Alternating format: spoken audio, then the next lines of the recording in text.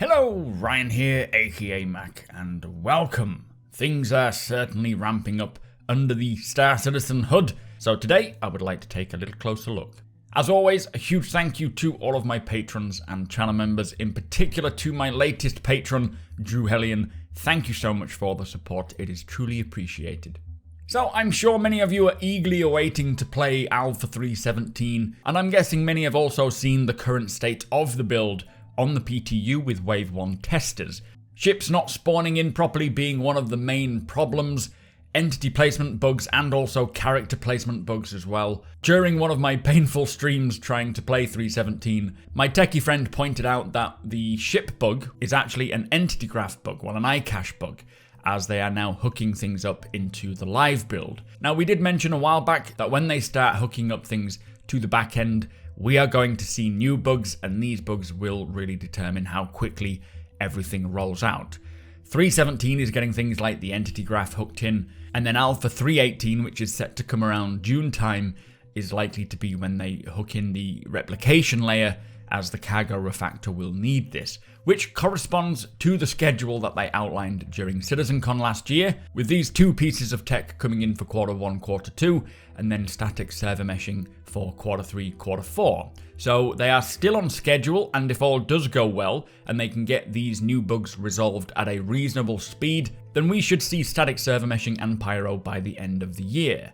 And if you are following Sandy Gardner on Twitter, who is Chris Roberts' wife, they are currently in Montreal right now with the Turbulent Studio, who are the team spearheading server meshing and the back-end infrastructure and such, currently having town hall meetings. So it appears that CIG is set on pushing out the big ticket items this year, and static server meshing is one of them, and as Jared says, they are on the road to pyro this year. Not 100% certain they can because of these unforeseen issues with bugs and so forth popping up. They can't always predict if a bug is going to appear, but they are quite confident that they could do it. So again, depending on how smooth this rollout goes, it is going to be quite an exciting year for Star Citizen, getting the entity graph in, replication layer, which are two very big updates needed for server meshing. But as mentioned earlier, we are going to see some new bugs as it continues to come along.